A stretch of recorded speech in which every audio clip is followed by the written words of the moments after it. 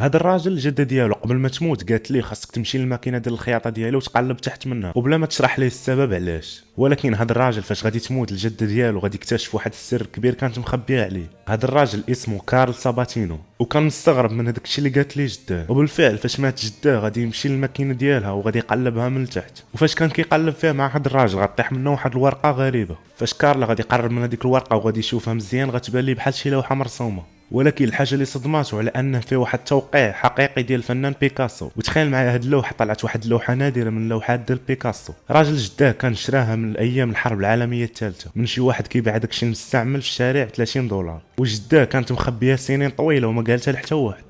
كار غادي يقرر على انه يمشي يشوف ديك اللوحه شحال ساويه. ولكن الخبير قال لي بلي هاد النسخه مزوره. قال لي النسخه الاصليه معروضه في واحد المتحف. ولكن كارل ما غاديش يستسلم وبدا كيدير ابحاث براسو باش يقلب على المصدر ديال هاد اللوحه. اكتشف بان بيكاسو كان في هذاك الوقت كيقدر يدير